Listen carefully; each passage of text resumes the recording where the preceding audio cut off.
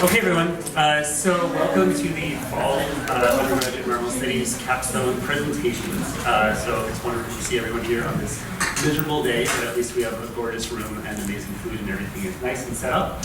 So very briefly, by way of introduction, the environmental studies undergrad capstones are relatively unique projects in that we take a small group of environmental studies seniors as well as Gallup and environmental studies partnership students. We pair them with exceptional environmental professionals, and we ask them to work through an applied project, right? So it's really different than your normal kind of class where you just learn a lot of stuff, right? It involves getting out in the field, working through the messiness of real-world environmental problems, and at the end of the semester, telling us what we should do about everything. So we have 3 capstone groups tonight. The ordering has changed a little bit from the email. We're going to have the innovative finance first, the clean energy second, and the trash in the city third. They're 20-minute presentations with 10 minutes of Q&A. I'll allow the groups to introduce themselves and then manage the Q&A, and I'll kind of make some rude noise at the end of the 10-minute Q&A so we can kind of keep things going. We also ask that you fill out these forms. This is feedback that we give to the capstone groups, and it's helpful for them as they kind of reflect on the project and kind of finalize everything there. So without further ado, I'd like to introduce the innovative finance group. Can everyone hear me? Yeah? Okay. Good evening. Thank you so much for joining us tonight. We are here to talk to you about a project that is now very near and dear to our hearts, which is the sustainable development and conservation of the Okavango River Basin in southern Africa. Now, this project started under Jim Tolosano, our capstone leader, who very unfortunately couldn't be here with us tonight because he's actually in the Okavango as we speak. We spent this past semester with Jim learning about something called a conservation trust fund, and the purpose of our capstone was to write our own proposal to develop one in the river basin. So a brief overview of what you guys are going to see tonight. We're going to give you some background and context. What is a conservation trust fund? Why should you care about the Okavango? We'll talk about our mission and vision for the fund, and then each of our teams, business, finance, and marketing, are going to give you a brief summary of what they came up with for this proposal. We'll finish with some concluding thoughts and looking forward with this super exciting and unique opportunity that we're all very lucky to have been a part of. Okay, so to begin, our background information, a clear definition, so you guys know exactly what a conservation trust fund is. They're privately, legally independent institutions that provide sustainable financing for biodiversity conservation. And to just situate this geographically, the Okavango River Basin is situated in southern Africa, with Botswana, Namibia, and Angola each sharing key swaths of the region. And so this is going to remain a theme of political cooperation and cultural fluency as a key part of our proposal. So mission and vision statements declare our organization's aspirations and objectives to employees and stakeholders alike. So our mission is to conserve the Okavango River Basin's natural legacy by establishing a sustainable flow of resources for the conservation, education, protection, and development of the region's biodiversity and environmental capital. Our vision is to protect the current pristine nature of the Okavango River Basin and support local communities through sustainable development that is both economically prosperous and socially just. So to ensure that all bases of research were covered, we broke into 3 teams. The business team identified the social, economic, and institutional pressures of the project while looking at any of the challenges to biodiversity in the area. The finance team evaluated all possible sources of income that would build the trust fund, including any potential operating costs, gaps in funding, as well as the price of implementing sustainable business practices on ground. And the marketing team developed programs and tools to help us inform and just engage with potential partners, the public, and potential collaborators. Yeah, so the business team, one of our main concerns was developing the environmental context balanced with the social context in order to have a full proposal. So the Okavango's environmental significance cannot be overstated. It's one of the last pristine and intact wetlands of its kind and its size in the world. And it's home to some of the world's most endangered large mammals, including cheetahs, lions, wildebeest, and wild dogs. Botswana supports the world's largest population of elephants, and the Okavango River is a core area of the species' survival. And these charismatic megafauna are not only important for just their intrinsic environmental value, but they also hold importance to conservation and advocacy efforts for the larger region. The Okavango also presents really unique scientific significance. It holds special considerations to future generations because the Okavango River is the life force of the river basin, and the annual flooding that occurs there actually occurs in the dry season. And so the native plants and animals that synchronize their biological processes during this season of rains and floods present a unique set of relationships of biologic, climactic, and hydrological processes that hold special importance, especially in a time of increasing climate concern. And this is why passive action is not enough. Because the wildlife annual rate of population decline in the Okavango is 10% each year. And a large part of that decline is due to human activities, such as arable farming, deforestation, bushfires, and other activities. But in terms of conservation efforts, we also can't be blind to the social context and realities on the ground. And that's why our proposal has to balance both conservation values and social values. So for some additional background, there is an estimated total population of 900,000 people living in the Okavango Basin. And this is spread across 3 country borders and 5 ethnic groups. These residents have 150 years worth of knowledge of the basin. Unfortunately, they have not had the proper resources to carry out any major development in the area to advance their communities. That is why we find that it's unfair for us to place any extra regulations on their livelihoods. And so the business team believes that it's of paramount importance for the fund to combat poverty by providing resources to bolster up the existing mixed economies in the area, minimize socioeconomic pressures of tourism by supporting green infrastructure development, as well as meeting with local communities to assess how to integrate sustainable business practices into their subsistence actions. And so while we've been working on this intensively over the past few months, it's really building off of years of work. So we're expanding on what has been done by the Okavango Water Commission, OKACOM, which is a legal agreement between Angola, Namibia, and Botswana that's over 25 years old. So OKACOM was established to address water resource issues, but over the past 5 years, this has been continually expanded to address social and economic issues. We hope that through the formation of the Okavango River Basin Trust Fund, we continue to expand this to address tangible conservation problems as well.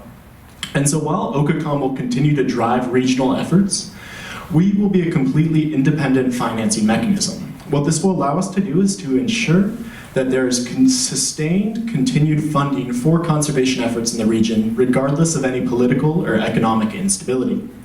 In addition to OKACOM, we'll be working directly with local and regional and traditional authorities so that we prioritize those with a direct impact on the ground and those who are directly impacted by our actions.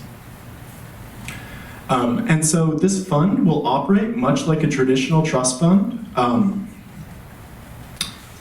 So this fund will operate much like a traditional conservation trust fund by acquiring financing from a variety of sources, managing it and invest in this financing, and then dispersing it to local individuals and groups carrying out projects that align with OKACOM's goals. So we'll be funding specific project grants in 4 different categories: governance, infrastructure, livelihoods, and conservation. So while we will be trying to protect the natural legacy of the Okavango, we will also be trying to actively develop it so as to alleviate poverty within the region.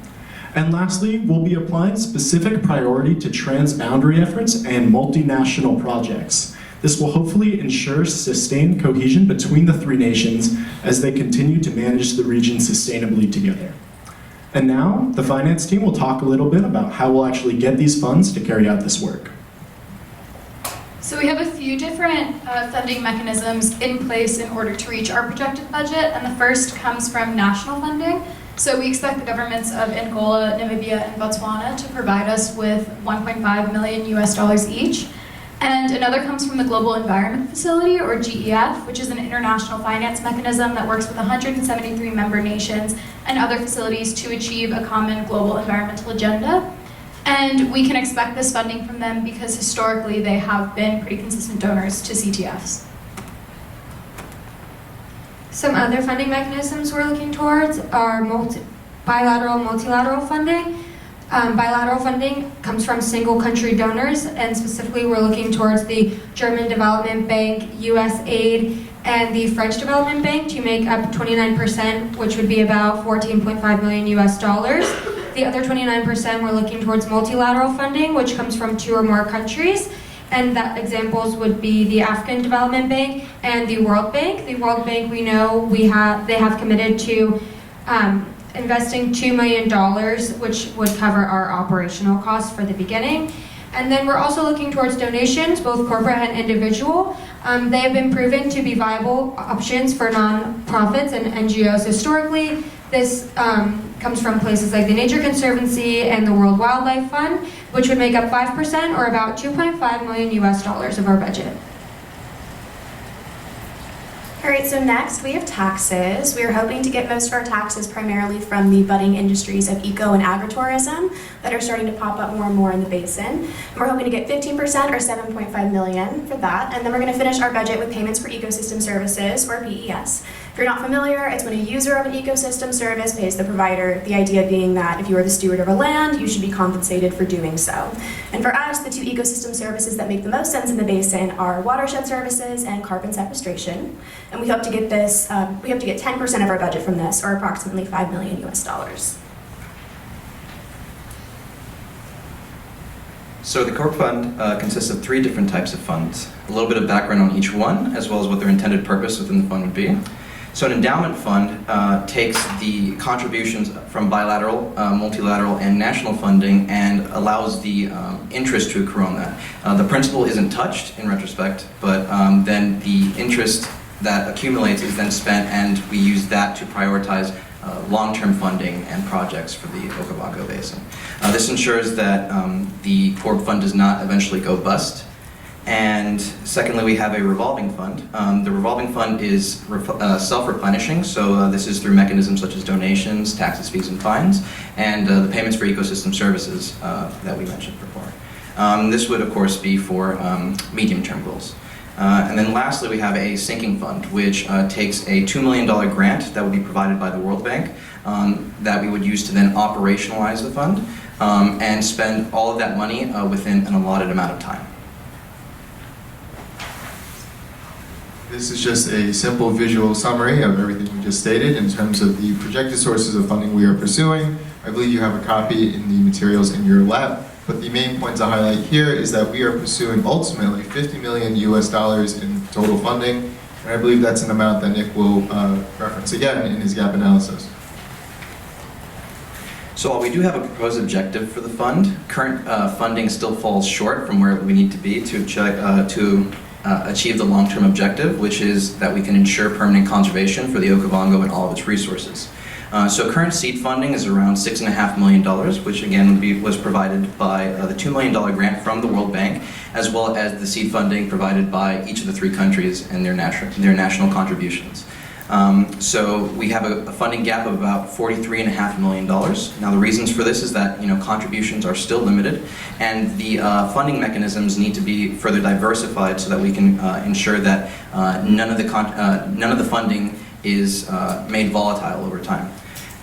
And so we would need to develop these mechanisms using funding that's provided to operationalize the project, and then expand the pool of donors and investors over time, working directly with governments so that we can also develop the necessary taxes, fees, and fines, and other regulations that would allow us to generate additional money. And then we would work directly with stakeholders so that we can develop a payments for ecosystem services program.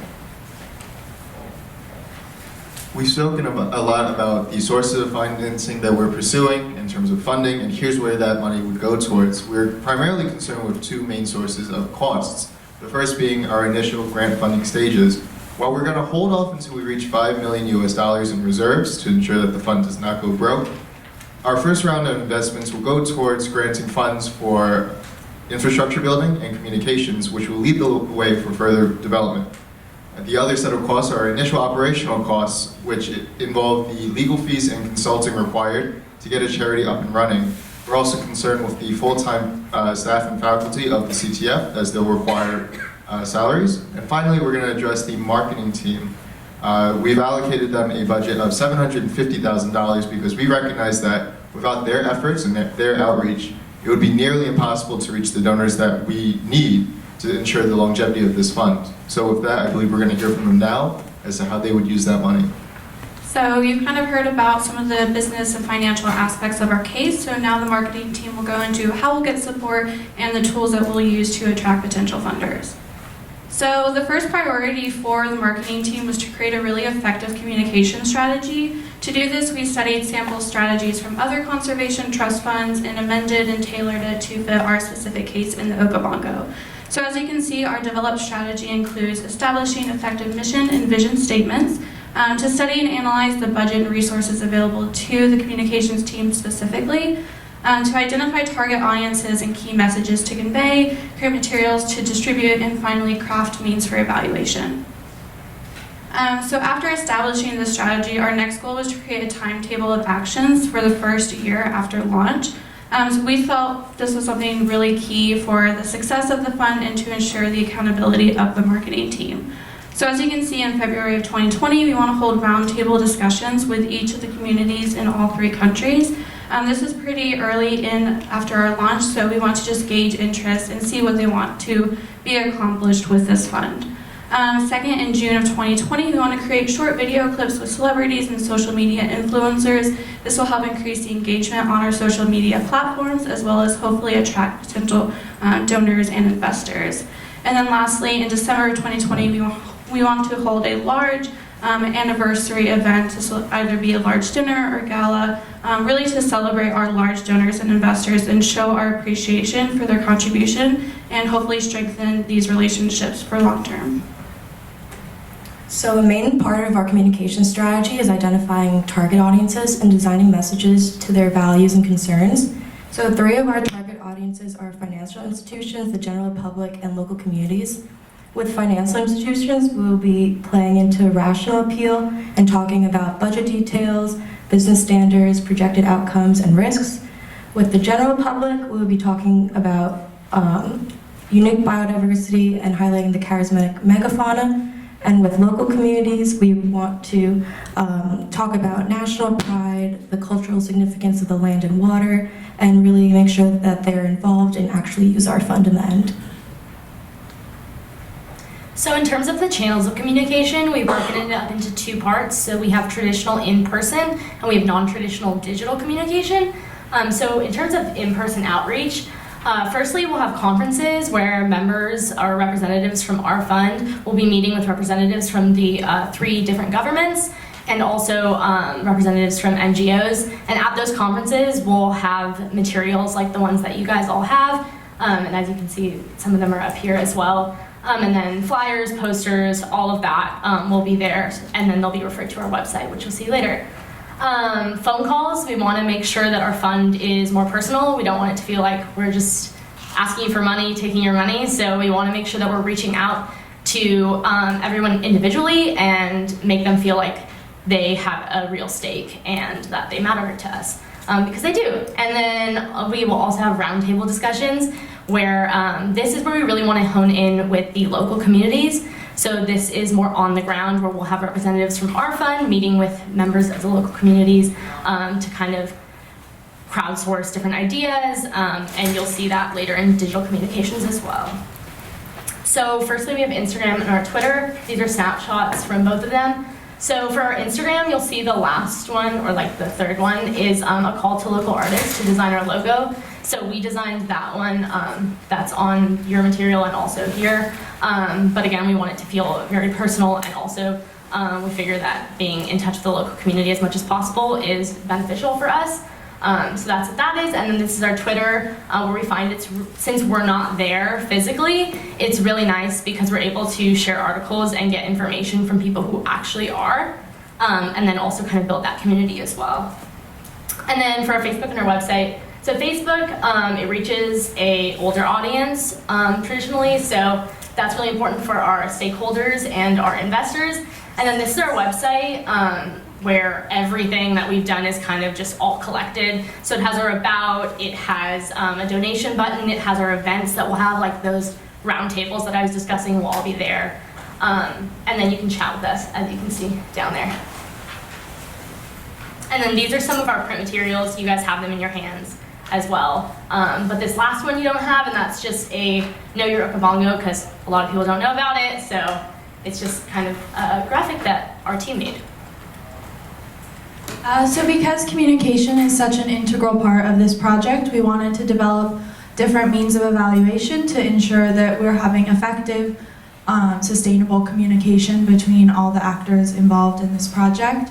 Some of these will be in the form of roundtable discussions with members of the various national governments involved. We also want to have different effectiveness trackers to track the different channels of communication we've instituted through social media and our website to make sure that we're reaching all of our target audiences. We also want to have social media tracking evaluations where we're getting feedback from people engaging with our posts and our videos to ensure that what we're doing is actually sending the message that we want to be sending and that we're getting feedback from the communities involved. And finally, we want to have focus groups and targeted surveys with a communications expert so that we can get feedback from someone who is really involved in communications and knows the business inside and out so that we can hear back from local communities and experts on the subject. Within communications, there are a couple main risks and strategies for mitigating those risks. Primarily, the 3 different countries all have very different political structures, economic resources, and developmental statuses, which means that communicating between all 3 produces a unique challenge. In order to mitigate that, developing early communication channels and increasing relationship building is a really important way of solidifying relationships between all 3 actors and ensuring that in case there are communication difficulties, the relationships that have been built ahead of time will ensure success throughout. Secondarily, the lack of consistent internet access in the region provides a unique challenge because the majority of our communication channels are online. In order to mitigate that, we have proposed to develop redundancy communication channels that are more traditionally brick and mortar based, having actual mailing addresses where we can send the same communications through post in case there's internet challenges. So overall, we find that our Conservation Trust Fund is actually quite promising and provides viable solutions to protect both the environment as well as develop the economy in the Okavango River Basin. But it's important that as the business team, we address the social, institutional, environmental, and economic context, as well as the threats and difficulties that the biodiversity faces.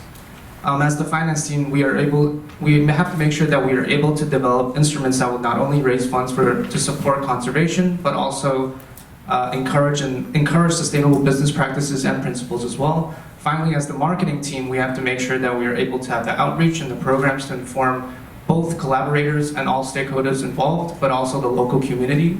In essence, we really hope that this presentation resonated with you as much as the process and the project did with us. And I think I speak for the entirety of this class that this was truly a unique opportunity and was often difficult and also confusing at times too. But moving forward, I think there's an importance of longevity, that we aim for the long-term sustainability of this project, and that we also have the necessary measures of success within this project, and so that we can inform change and react to different outcomes. Our professor will also be meeting with the OCACOM steering committee in the next, I think today, and he's currently there. And he hopes that we make good progress within the next couple of months as well. And but to end, I think we really want to just set a precedence and establish a standard for conservation sciences, as well as all collaborators that are involved, to have this critical tool and the funding necessary to protect the last reserves of our environment, not only in our case, but the entire planet. Thank you.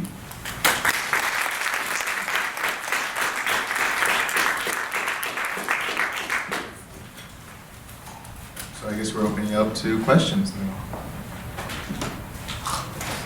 Right, so I get that this is basically the business plan for a conservation trust, and it's responding to the fact that it's somewhere or another in an ideal world, the Okavango River Basin would be managed in a holistic way.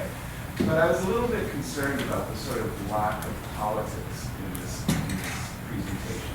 So if you just backtrack a couple slides, if you don't mind. Yes. Yeah. So risks.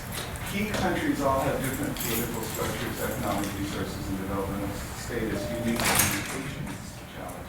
It's not just a communication challenge. It's a real implementation challenge. I mean, Botswana is the only really functioning democracy in Southern Africa. It has twice the GDP per capita of Angola and so on.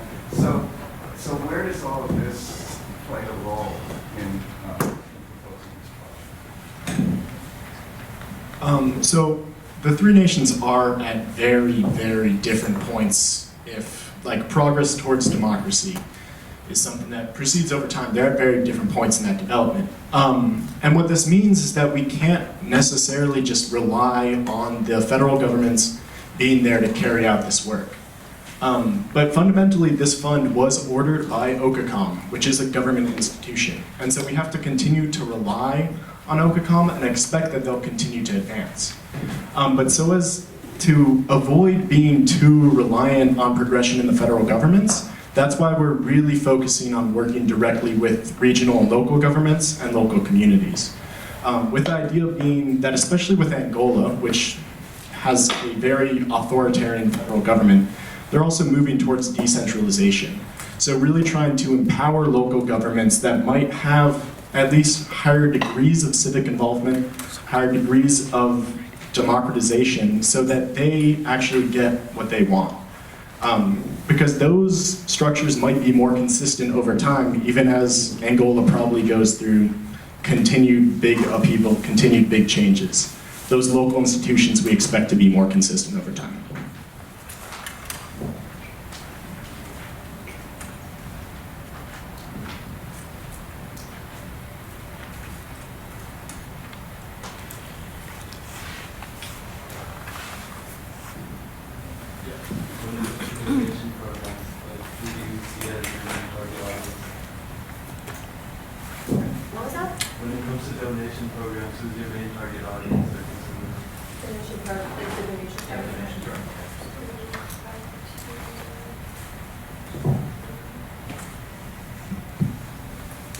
Yeah, so two of them are listed on here. I think we're looking towards corporate and individual ones.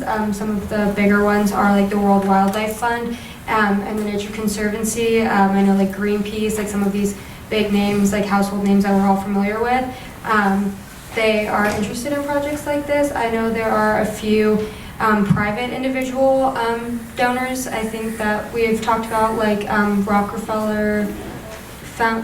the Rockefeller Foundation. I'm not sure if that's the correct latter half of it, but he would be like a private donor. So examples like that. To maybe speak a little more to that, there's also the targeting of individuals. So I think we had made a joke earlier about like Leo DiCaprio, we'll take his money. But and even if Elon Musk wanted to take like what 10% of his new Cybertruck sales and send it our way, we'll take it. But that was part of the reason for developing the sinking fund. So the appeal of a sinking fund is that the funds get spent immediately. So it makes for a great cocktail conversation when you can say, oh, I helped build this bridge in Angola. What did you do today? You know, I don't know, rich people stuff. I can't know.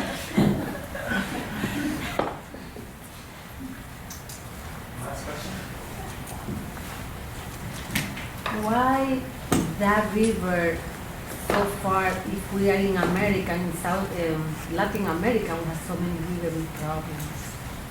Rivers are dying, and why that river and not a river in America?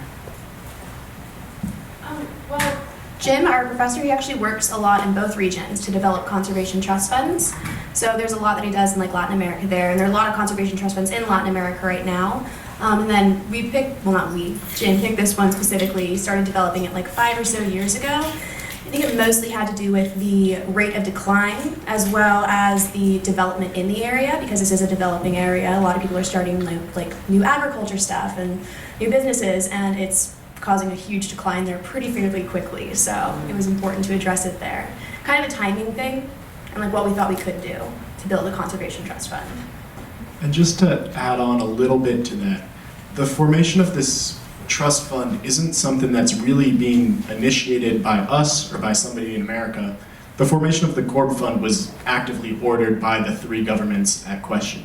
So this is something that they really decided that they want, something that will help them, and that are reaching out to outside sources such as Jim's group to help support these efforts.